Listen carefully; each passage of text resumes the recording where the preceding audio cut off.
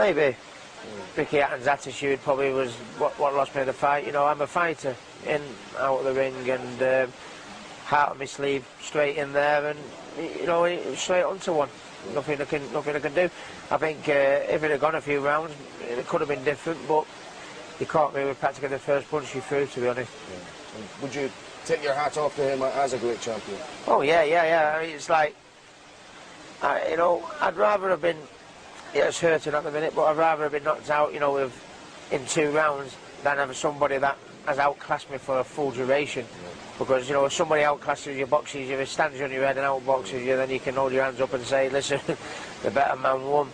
The better man did win, but I mean, when the punch lands like that so early on and that, you know, a lot of ifs and buts, but I mean, maybe it could have been different, you know, but I mean, that's boxing, one punch, that's all it's in. Great support out here again, as and I know you've seen a few of them afterwards. Has that picked you up, the reaction from them? Yeah, it's, I mean, I'm not going to say that I'm the greatest British world champion that we've ever had, but I think one thing that isn't up for discussion is there's never ever been a world champion from Great Britain that has had a fan base like Ricky Hatton. Whatever I decide to do in my future boxing, you know what I mean, credit crunch, I mean, 30,000 people I think that have come here this weekend. It's been, I mean, I think the most any other fighter has had is about 10,000 for any other fight. 30,000 for this, 35,000 for the Mayweather fight. Nobody has ever had support like that. It's incredible. You're still cheering your name now. You know, still cheering my name, and you know, it's. I mean, at the minute, I find it hard to make a decision about my future because my head's up my backside, as they say, you know, and I really don't know at the minute because I never thought that was ever going to happen. But people are still going to see plenty of me. I've done enough in my career to know. Obviously, I'm going into promoting now. I've got the future of youngsters, and they're going to be filling my dreams, you know, from here on in. But you know, I've worked with so many promoters, and going in promoting, I believe that I can do a great job at it. I believe, you know, I've been a great world champion. I've been the best in the world. I think I can be the best promoter in the world, and I think that's the next avenue I want to go. But as far as physically actually boxing myself, I don't know what I'm going to do at the minute. You know. Shane Mosley said, not a time for snap decisions. Take some time and think it over. That's going to be. That's exactly what I'm going to do. But people are going to see plenty of Ricky Hatton. I'm not going to just drift off into the distance. Boxing's my game. Sky Sports have been with me from absolute day one. And whatever decision I make on my future, Sky will be the first to know, trust me. Yeah, and when you look at it, like you say, you've never ducked to anyone, have you? Well, I've lost twice, and I've lost to the best pound-for-pound fighters in the world. It's not a bad way of looking at it, but I'm devastated, and I never put my money on that happening. But whatever I decide to do, the love of the fans and the following that I have had throughout my career, it's just blown every other champion out the water. I think it's just phenomenal support, and I will be forever grateful. Yeah. You're not one to make excuses. Was the preparation adequate, you know, in every area? You know, was there a little niggle again with the elbow near the end of the camp as well? There was things that could have been different, but I'd rather not talk about it. You know, you're a guy who fought Amir Khan, gave him a tough fight. Like, how do you think he'd fare against a Kell Brook? Because they're saying that fight might happen next year. Amir Khan and Kell Brook? Yeah. I mean, people, as of late, just because I think of the Canelo fight and the fact that he's been out of the ring so long, have really not given Amir Khan the credit he deserves. He has been a terror at 140, 147 for years. He's a two-time world champion. He's one of those guys that he's got his style down so well. He can beat anyone at any given night. You know, Kell Brook is coming off some really tough fights too. So it's going to be interesting to see how those guys would line up at the stages of their career. Yeah, and I hope it's a fight that happens, man, because it's one that should have happened, I mean, 3, 4 years ago. Yeah, that often happens in boxing. Absolutely. That'll be a huge fight for the world, but especially in Europe. Mm-hmm. And as far as, because you've been in the ring with some killers, man. I mentioned Khan. Obviously, last time I saw you, you were fighting Errol Spence. Who is the most talented, like, who would you say was, out of those guys you fought, is the most talented guy you ever fought? And why? It's hard to say because Pacquiao's a whole different beast. He's in a whole different level. You know, the guy's a living legend. You know, we're never going to see a Manny Pacquiao again. You know, I was honored to be able to get in the ring with him. You know, it was a great opportunity. But yeah, it's hard to compare fighters. I know people like to ask that a lot. Yeah. If you talk to guys who've been in the ring, you're never going to get a real good answer about that because it's so difficult to do. Yeah. Well, I would ask it this way then. For a guy like Manny Pacquiao, what specifically made him such a difficult fight for you? With Pacquiao, it's his unpredictability. He's super unpredictable. It's really difficult to gauge what he's doing. He generates a lot of power. He's very explosive, fast. He's got footwork. He doesn't get tired. He's got a lot of things, which is why he's been crushing people for the past 20 years. Yeah, and like I know with him, as far as his boxing ability, do you, what did you think about his just his pure technical boxing ability? Do you think it's underrated, overrated? Did he not have any? Or the thing about boxing is there's no right and wrong. If it works, it's right. Yeah. And he's been able to make the wrong things work for so long that it's right. You can't teach his style. Well, it's kind of like life. You got to find your own style and make it work for you. Yep, exactly. Absolutely. Any messages to the boxing fans out there? Anything you want to get out there about yourself? Stay tuned. Check out ChrisAlgieri.com. We got a lot of cool things going on right now. So and stay tuned for me to get back in the ring.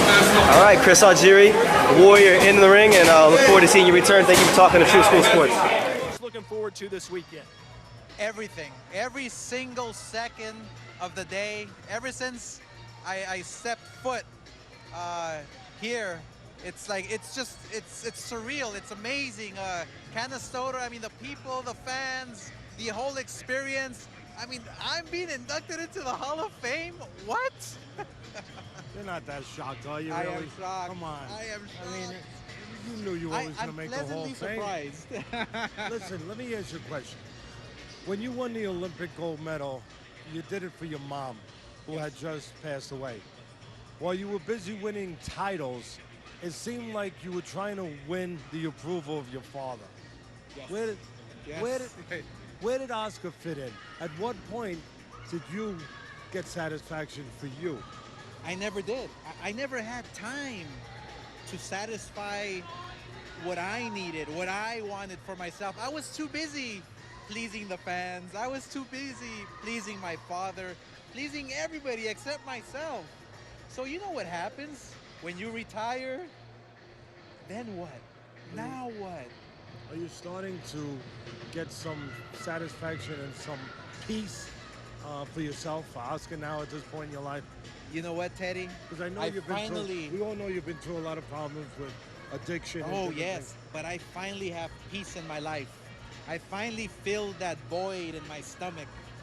I feel great. I feel amazing. I feel the happiest I've ever been because, first of all, I have my family who's been with me. Look at the fans. Look at the people, the boxing. Boxing is my world. Boxing is what I have the passion for, and this is a beautiful, beautiful experience. Just being here in Canastota, along with all the rest of the inductees. Felix Trinidad, oh my gosh. The words that we are saying to each other while we're next to each other, whoo, boy. Who, not necessarily a fight that you had to have won, but who was the most difficult opponent? Who's the opponent you have the most respect for and the most difficult opponent you ever fought? I think what I would have to say,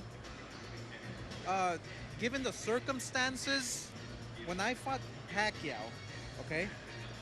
You came in very light. I came in too light. I mean, I came in too light.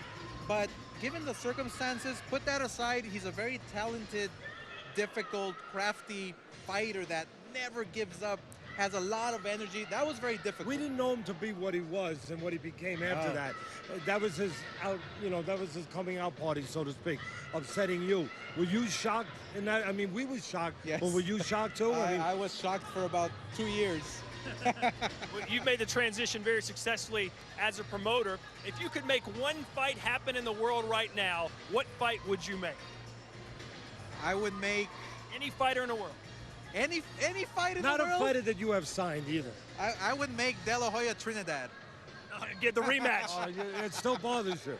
It still bothers Oh, we're competitors. You know this, Teddy. You brought it up. Why did you do what you did those last 3 rounds, where you just moved, you ran around, and you blew the fight? Why? Well, what happened was Gil Clancy, who I most admired and who I have just such a respect for, may he rest in peace, you know, he told me, Oscar, box him, do not get hit. So I thought it was boxing and a craft, which a lot of fighters use today.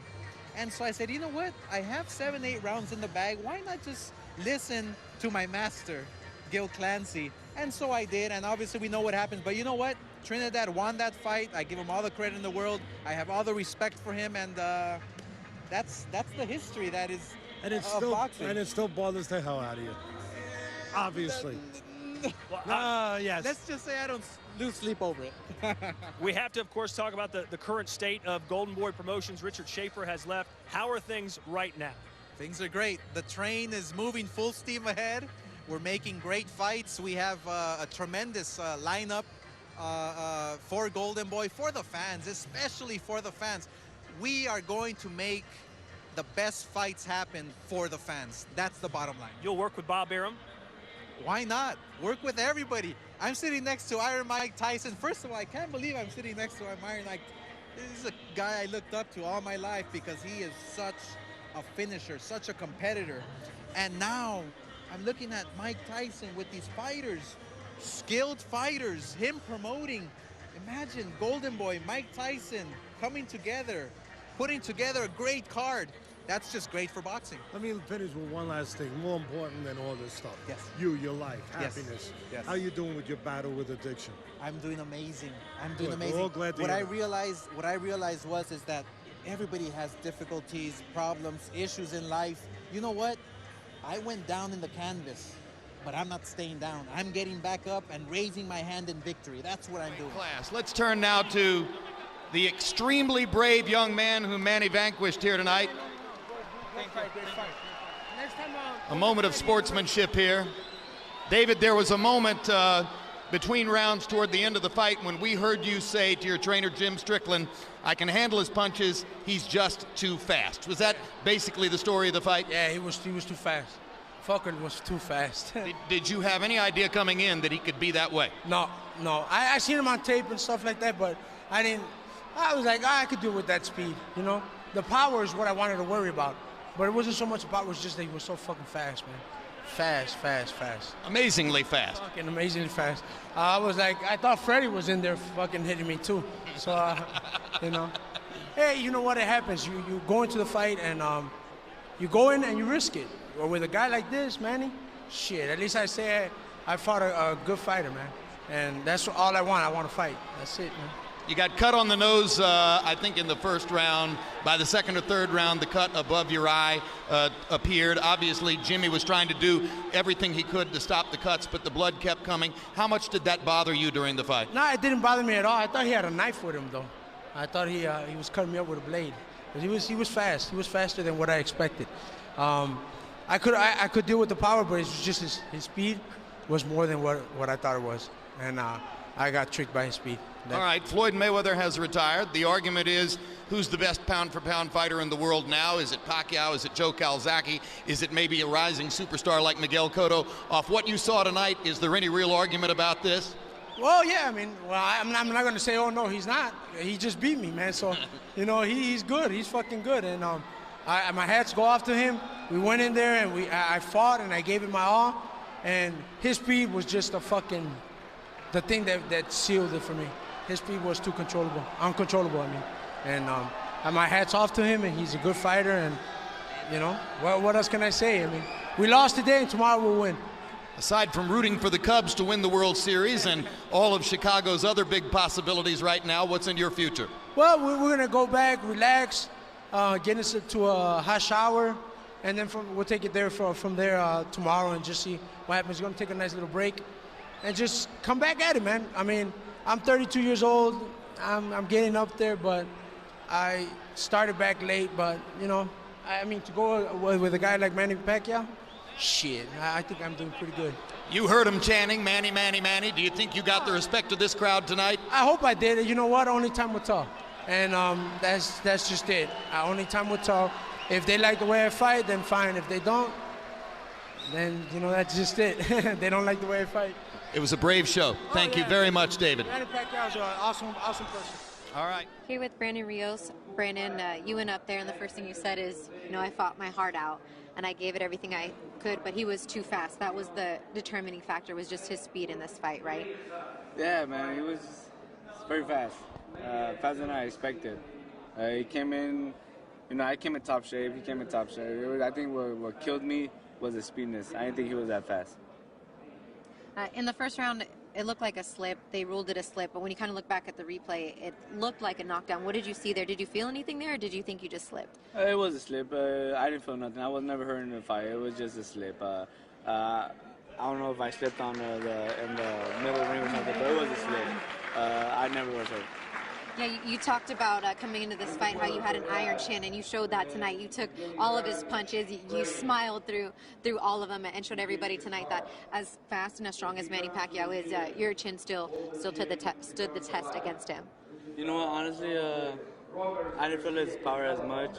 I think I got more stunned with Alvarado than his punches. I never felt his punches. I think what killed me was just his speediness and the awkwardness. He's very awkward, and he throws punches on different angles. I think that's what killed me, but hey, I tried my heart out. Like I said, I came in top shape. I tried to follow the game plan, and it just fucked me.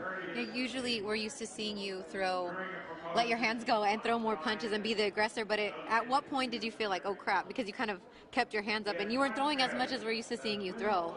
It's just like every time I throw, I felt like I was going to get countered. But like I said, the hand speed, that was it. But Pacquiao did a great job, man. I tip my hat off to Pacquiao and his team. But I tell one thing, though. Freddie Roach, I ain't nobody journeyman fighter. He was not going to stop me in 4 rounds, 6 rounds. I was coming to fight. I tried to win. I bring my heart out. And he never hurt me. And Manny knows that in the interview after the fight, he said he was so tough. I hit him with everything that he had, and he just would not go down. He gave you a lot of credit for being able to take everything that he gave you and continue to stay on your feet all 12 rounds. Yeah, like I said, he did grant me some good shots, but I never got dazed. It was just, I think tonight the factor was the speed. Oh man, it just hurts. It hurts deep down inside because I trained.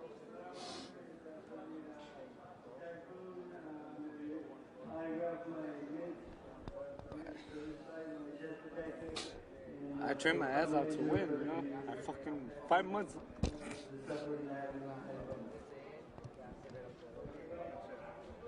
Obviously visibly upset, but a really stand-up guy to give us the interview, Brandon Rios.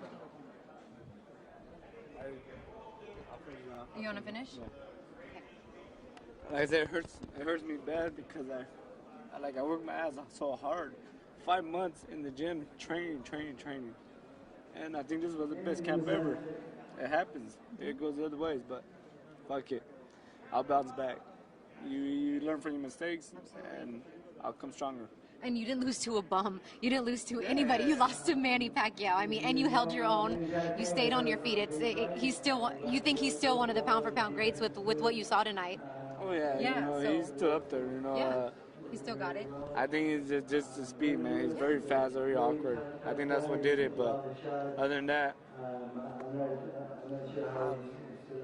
I don't know, man. It hurts. It hurts really bad. It feels like I let my team down. That's what, to me, it feels like I let my team down because I tried and we worked so hard and we were so confident in everything.